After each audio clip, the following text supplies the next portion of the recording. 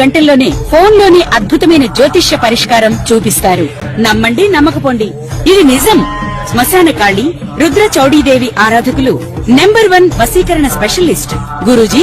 మనిషి పుట్టుక నుండి చనిపోయే వరకు వచ్చే అన్ని క్లిష్టమైన సమస్యలకు పరిష్కారం ఇక్కడ లభిస్తుంది. విద్య, ఉద్యోగం, వ్యవహారం, స్త్రీ ప్రేమ, పెళ్లి, సంతానం, స్త్రీ పురుష వశీకరణం, భూవశం, భార్యాభర్తల కలహాలు, కోర్టు సమస్యలు, విడాకుల సమస్యలు, చేతబడి, అప్పుల బాధ, ఇంకా మీకు ఎలాంటి సమస్యలు ఉన్నా 72 గంటల్లోనే. నేను మీ ఐకాన్ హాస్పిటల్ గట్టుపల్లి సురేష్ బాబు. ప్రతి ఒక్కరి జీవితం కూడా కాలాలుగా ఎన్నో రకాల రోజులు, వారాలు, పక్షాలు, నెలలు, మాసాలు, అలానే సంవత్సరాలు, ఇలాగా ప్రతి ఒక్కరి జీవితంలో కూడా పుట్టిన తర్వాత, జన్మించిన తర్వాత ప్రతి ఒక్కరి జీవితంలో ఎన్నో రకాల గోల్స్ ఉంటాయండి. ఈ రోజు హైపర్ మైండెడ్ పిల్లలు 3 సంవత్సరాలకి మీరు ఏమవుతారా అంటే నేను పలానా అవుతారని చెప్తూ ఉన్నారు. అలాంటి మనిషి మైండ్ లో అన్ని రకాలుగా కూడా మనం అనుకుంటూ కూడా ఆ వయసుకు వచ్చే సమయానికి అవన్నీ కాకుండా గోల్స్ వెళ్ళిపోతా ఉన్నాయి.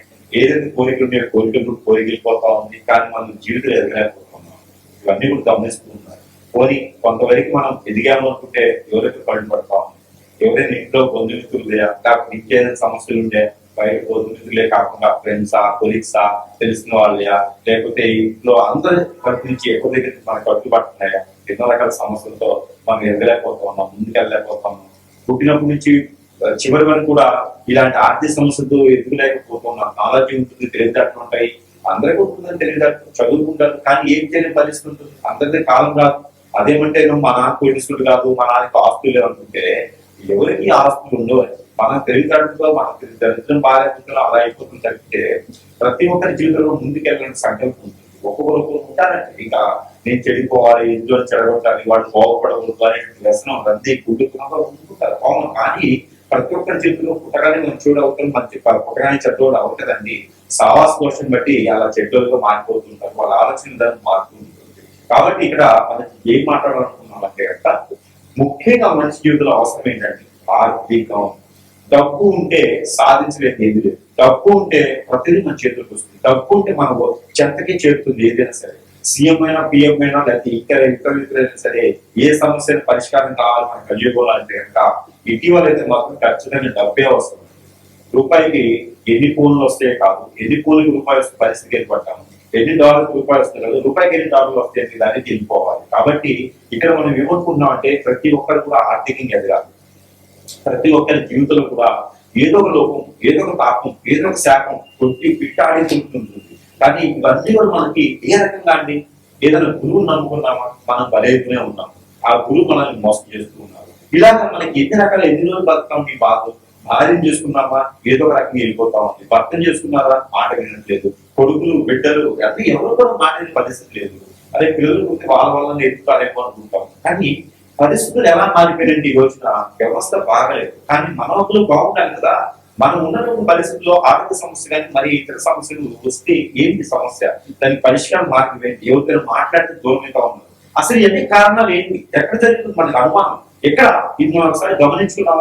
మన పూర్వకాలంలో ఏమైందంటే ఒక చిన్నపాటి ఎదురురాయి తగిలితే మన పెద్దవాళ్ళు ఇంట్లో కూర్చొని ఆ ఎదురురాయి ముందు వేసుకునే అసలు ఎదురురాయి ఎందుకు తగిలింది, అసలు ఎదురురాయి అక్కడ ఎందుకు ఉంది, అసలు ఎదురురాయి మనం తగిన అవసరం ఏంటి ఆ సమయంలో, అసలు ఎదురురాయి ఇలా తగిలింది అంటే దీనికి కారణాలు ఏంటి అది వెతికి ఒక బుక్ తయారు చేసుకోవాలి.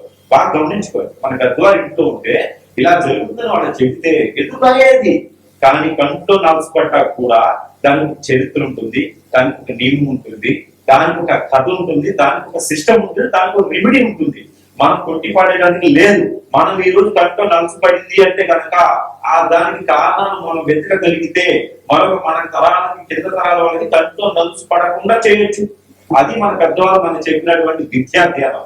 అలాంటి విద్యాధ్యానంలో మనం ఈ రోజు కంట్లో నలుసు పడ్డా కాదు, పెద్ద గుండ్రగా వచ్చి ఎదురు పడ్డా కూడా మనం ఆయన చెప్పి వదిలేసి వెళ్ళిపోతా ఉన్నాం, లేకపోతే ఆ కాసేపు ట్రీట్మెంట్ చేసుకుని అవన్నీ మూఢనమ్మకాలన్నీ కొట్టిపడేస్తాం. కాదండి, ప్రతి ఒక్కటి కథ ఉంది, ప్రతి ఒక్కటి చరిత్ర ఉంది, ప్రతి ఒక్కటి భీమం ఉంది, ప్రతి ఒక్కటి సనాతన ధర్మంలో ఎన్నో విలువలు ఉన్నాయి. ప్రతి ఒక్కటి కూడా మనకి లిఖించబడిన మన పెద్దల అనుభవాలు చాలా ఉన్నాయి ఇందులో.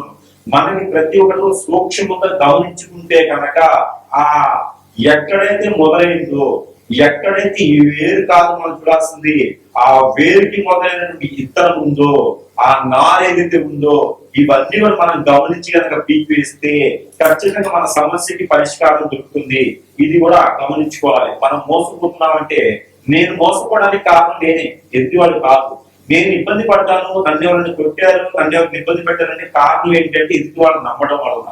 ఎదుటి వాళ్ళని మీరు నమ్మడం వల్లనే ఈ రోజుల్లో కనుక మనకి ఇది అవుతుంది. కాబట్టి ప్రతి ఒక్కరు కూడా గ్రహించండి, గమనించండి, ఆలోచించండి, ముందుకు వెళ్ళండి. ఇక్కడ మనము సరైన సమయానికి నిలదొక్కోలేకపోవడం, పెళ్లిళ్ళు అవ్వకపోవడం, పేరెంటాలు అవ్వకపోవడం, సరైన సమయానికి జీవితంలో ముందుకు వెళ్ళలేకపోవడం, ఎన్నో రకాల గోల్స్ ఉంటే కాళ్ళేమో గడపం దాటం, కోరికలేమో కొడవలు దాటితే, ఇవన్నీ కారణాలు ఏంటి అనేది మనం ఒక్కసారి చూద్దాం.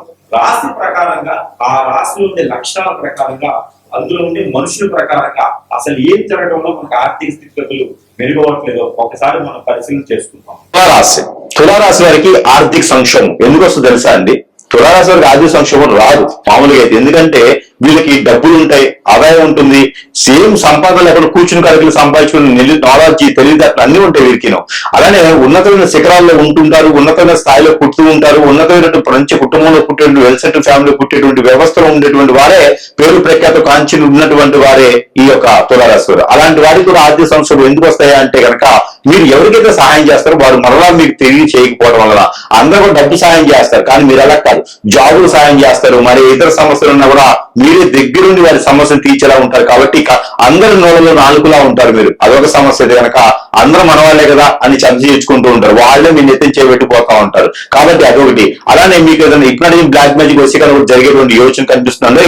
ఎందుకంటే కనుక తులారాశి కదా, అందరిని ఆకట్టుకునేటువంటి రాశి కాబట్టి ఎవరైనా మీ మీద కన్నేసి వాళ్ళకి తక్కపోతే మీ పైన ఏదైనా వశీకరణ చేయించి మీరు ఎదగకూడదు, బాగుపడకూడదు, రోడ్డు మీద కనపడకూడదు అని చెప్పి చేస్తూ ఉంటారు. కాబట్టి దాంతో ఒక భావం. అలానే స్వస్థానంలో బుధుడు గాని, అంటే గోచార ప్రకారంగా స్వస్థానం చంద్రుడి దగ్గర బుధుడు గాని, చంద్రుడి దగ్గర రవి గాని, చంద్రుడి దగ్గర మరి కేతువు గాని ఉన్నట్టయితే కనుక వారికి శని భగవాన్ గాని, శుక్ర భగవాన్ అశుభ దృష్టి ఉన్నట్టయితే కనుక 6, 7, 9 స్థానాలు ఉండి అశుభ దృష్టి చూపించినట్టు కనుక మీరు ఎన్ని సంపాదించినా ఎంత సంపాదించినా కూడా నిధులని, నిక్షేపాలని, బెట్టింగ్లని, వాటిలోని ఇటులని పెడుతూ ఉంటారు.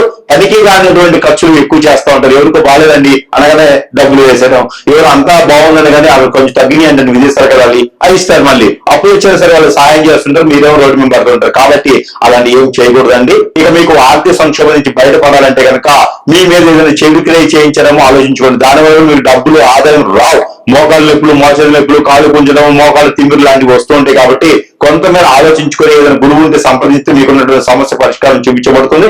అలానే ప్రతి నిత్యం కూడా మీరు దత్తాత్రేయ స్వామి కానీ, హనుమాన్ మందిరంలో కానీ, లేకపోతే సాయిబాబా ఆలయంలో కనుక గోధుమలు సమర్పించండి. కట్ట పొంగలు కూడా నైవేద్యం పెట్టండి, మీకు అన్ని రకాలుగా సానుకూల పడుతుంది. ఇక ప్రతినిత్యం కూడా స్నానం చేసే నీటిలో కనుక ఒక సోర అంటారు, పోకలు అంటారు, అలాంటి పోకలు కొంచెం నీళ్ళలో వేసుకుని స్నానం చేయండి. మీకు అన్ని రకాలుగా ఉన్నటువంటి నరదిష్టి, నరఘోష, శత్రుబాధ, ఆర్థిక సమస్యలు, ఆరోగ్య సమస్యలు, ఇంకా ఏమైనా సమస్యలు ఉన్నా కూడా ఖచ్చితంగా సంప్రదిస్తే మీకున్న సమస్య పరిష్కార మార్గం అయితే చూపించబడుతుంది. అలానే మీకున్నటువంటి చిన్న చిన్న పరిహారాలతో కూడా అదృష్టవంతులు. ఇక జీవితంలో తినకూడదు క్యాష్ అన్నట్టు జీడిపప్పు ఉంటుంది కదండి, అవి జీవితంలో మీరు తినకండి. తింటే కూడా మళ్ళీ మీకు ఇబ్బందులు ఉంటాయండి. కాబట్టి జీవితంలో మీ బాడీకి జీడిపప్పు పనికిరావు, చాలా బాగా గుర్తుపెట్టుకోండి. ఇలా చేసినట్టయితే మీకు అన్ని రకాలుగా ఇబ్బందులు అనేది కొంచెం తగ్గేటువంటి యోచన, ఆలోచన అయితే మీకు ఖచ్చితంగా కనబడుతుంది.